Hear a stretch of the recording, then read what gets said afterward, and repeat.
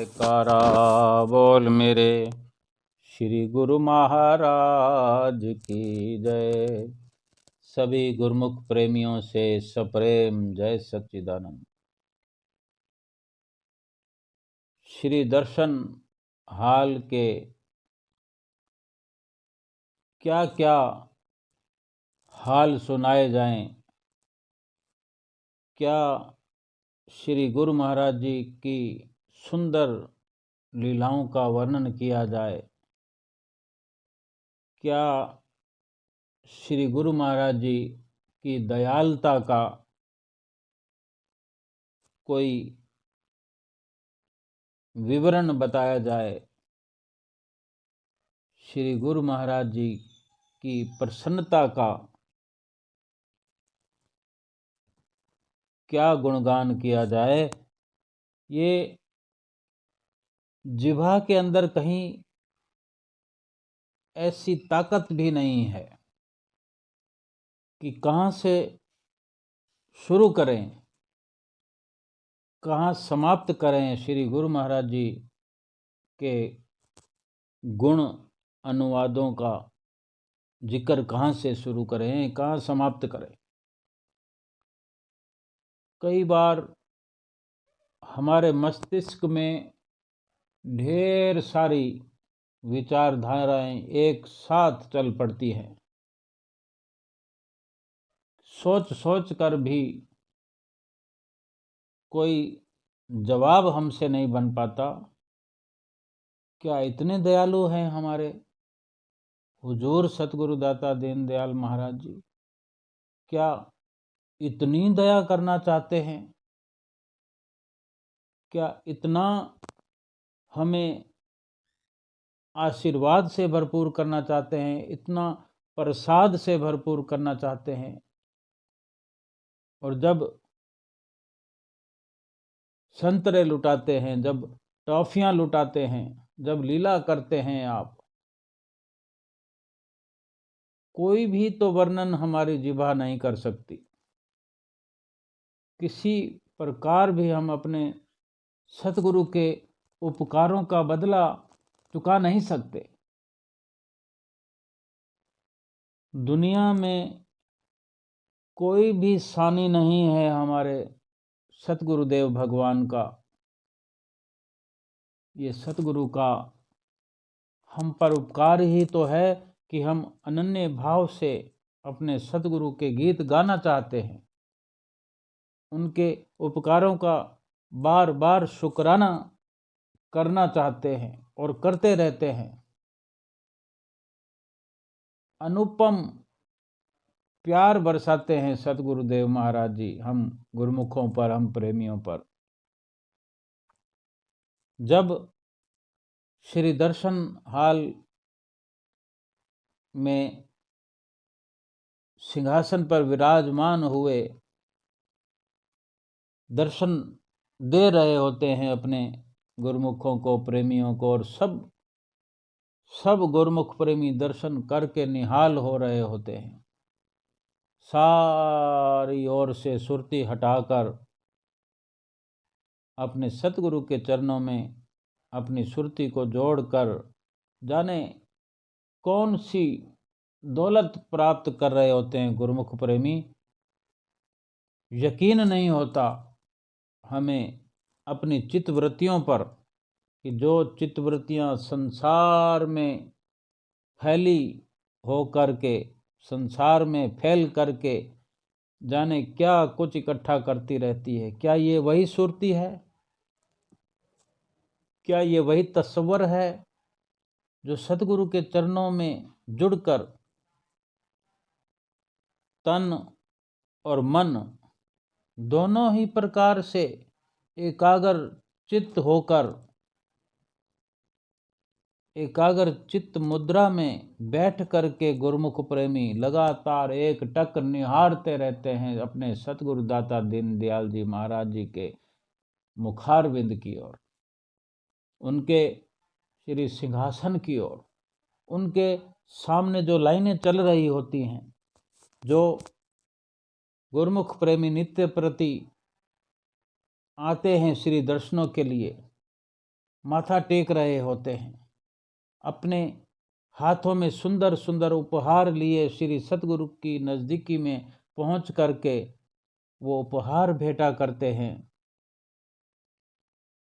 और सतगुरु का आशीर्वाद प्राप्त करते हैं।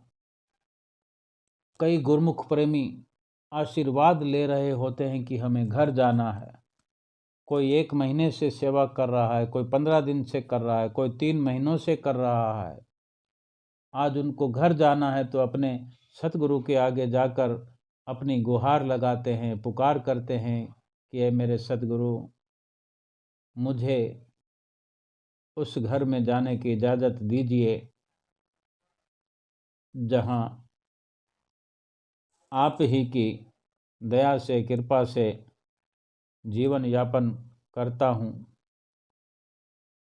और सतगुरु भी अपने प्रेमियों को आशीर्वाद देते हुए घर जाने की इजाज़त देते हैं। जब वो आते हैं तब भी श्री आज्ञा व मौज से अपनी सेवा की शुरुआत करते हैं कि ये मेरे सतगुरु, आशीर्वाद करो कि मैं 1 महीने की सेवा के लिए आया हूँ, 15 दिन सेवा करना चाहता हूँ, 2 महीने सेवा करना चाहता हूँ।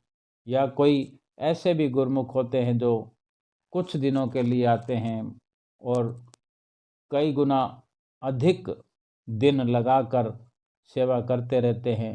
ये अपने सतगुरु का प्यार है अपने गुरमुख प्रेमियों के प्रति कि कब किस गुरमुख का किस प्रकार से कायाकल्प करते हैं, उनके दुखों को काटते हैं, संसार की मायावी आग में जलने से बचाते हैं और अपनी चरण शरण में ठंडी छाया में बिठलाते हैं, जो कि अपने गुरमुख के लिए, अपने गुरमुख पर, प्रेमी पर ये बहुत बड़ा अनन्य उपकार है जिसका वर्णन करना मुश्किल है। इसी प्रकार संगतों की लाइनों में संगत के गुरमुख प्रेमी माथा टेकते रहते हैं और आशीर्वाद और प्रसाद प्राप्त करते हुए अपनी अपनी जगह पर फिर से आकर बैठ जाते हैं और दर्शनों का आनंद प्राप्त करते हैं। और इसी प्रकार जब सब माथा टेक लेते हैं, अभी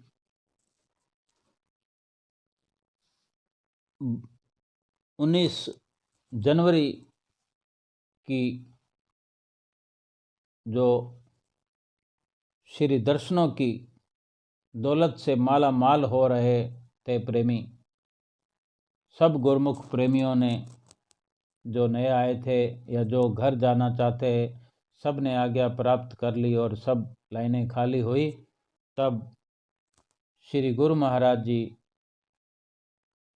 जैसे कि सिंहासन पर विराजमान होते हैं, तो श्री सिंहासन को सत्संग के समय ऊपर कर दिया जाता है रिमोट के द्वारा। ऊंचे सिंहासन पर विराजमान होते हैं और फिर जब सबको दर्शनों का लाभ प्राप्त हो जाता है, फिर श्री सिंहासन जी को रिमोट के द्वारा फिर नीचे किया जाता है और आदरणीय महात्मा जी ने श्री सिंहासन को नीचे किया, फिर सिंहासन को पीछे किया। चाहे जिधर सिंहासन को इधर उधर पीछे आगे और ऊंचा किया जा सकता है। और जब सिंहासन को नीचे करके फिर पीछे की ओर किया गया, श्री गुरु महाराज जी उठ खड़े हुए और जब अंदर जाने की तैयारी हुई तो देखते ही देखते श्री गुरु महाराज जी की मौज हुई कि गुरुमुख प्रेमियों को फ्रूट, संतरे लुटाए जाएं। इशारा करने की देर होती है, संतरों के टप आ जाते हैं। बड़े बड़े संतरे थे। पहले महात्मा जी को इशारा किया लुटाने के लिए, महात्मा जी लुटाने लगे। फिर श्री गुरु महाराज जी भी कहाँ रह सकते हैं, अपने कर कमलों से लुटाने लगे। कभी इधर कभी उधर, कभी सामने, कभी महात्मा जनों की तरफ, कभी भाई जनों की तरफ। और फिर एक बार जब लीला थम जाती है तो जाते जाते साइड से फिर न जाने प्यार उमड़ता है श्री गुरु महाराज जी का, जो कि महात्मा जनों की तरफ जो प्रेमी भजन गा रहे थे उनकी ओर, जो आसपास में खड़े थे उनकी निशाना लगा लगा कर खूब संतरे गुरु महाराज जी ने लुटाए। जो बैठे थे महात्मा जन इशारा कर करके कि भाई आपकी तरफ आ रहा है, पकड़ो, कैच करो। श्री गुरु महाराज जी अगर किसी के पास 2-3 आते हैं तो फिर श्री गुरु महाराज जी इशारा करते हैं कि ये उनको दे दो, एक उनको दे दो। आज भरपूर आनंदमयी लीला हुई और जोर जोर से तेज तेज संतरे दूर तक लुटाए गए। लोगों ने उछल उछल कर कैच किए, जैसे क्रिकेट के मैदान में चौका छक्का लगने की उम्मीद पर जब बॉल कैच हो जाती है, ऐसे ही श्री गुरु महाराज जी ने भी और आदरणीय महात्मा जनों ने भी जो लीलाएं की, बहुत देख कर वो मनमोहक नज़ारा था कि किस प्रकार संतरे दौड़ते हुए प्रसाद के रूप में जहाँ श्री गुरु महाराज जी पहुँचाना चाहते हैं वहीं उनके हाथों में पहुँच जाते हैं। और कितनी खुशी प्राप्त होती है गुरुमुखों को, प्रेमियों को, कि मेरे श्री गुरु महाराज जी लुटा रहे हैं। और हमारे पास अपने आप कुछ ऐसे होते हैं जो दूर खड़े होते हैं, उम्मीद भी नहीं होती, वहाँ जाकर ऐसे श्री गुरु महाराज जी के कर कमलों से भेजा हुआ प्रसाद उनके हाथ में आ जाता है, जो निश्चिंत खड़े होते हैं और वो भी प्रसन्नचित्त हो जाते हैं और बड़े आराम से वो प्रसाद पाकर कितनी खुशी उनको प्राप्त होती है। और ढेर सारा शुक्राना अपने सतगुरु के प्रति करते हुए गद गद प्रसन्न होकर प्रसाद प्राप्त करते हैं और दर्शनों का आनंद प्राप्त करते हैं। और कई बार जब कोई गुरुमुख प्रेमी घर जाने वाला होता है और उसके साथ इस प्रकार की लीला हो तो घर पहुंचने तक वो सोचता जाता है कि घर जाते जाते मुझे श्री गुरु महाराज जी ने लीलाओं से सराबोर कर दिया, प्रसाद से, आशीर्वाद से माला माल कर दिया। और अपने सतगुरु का ढेर सारा शुक्राना गाते रहते हैं और फिर से वापस प्रयाग धाम, श्री प्रयाग धाम में आने का मन बनाते रहते हैं। और फिर जब मौका प्राप्त होता है फिर आ जाते हैं अपने सतगुरु के दर्शनों के लिए, उनके आशीर्वाद पाने के लिए, उनके साथ बैठकर, उनके चरणों में बैठकर लीलाओं का रस आस्वादन करने के लिए और अपना लोक और परलोक सुहेला करने के लिए। बोलो जयकारा बोल मेरे श्री गुरु महाराज की जय।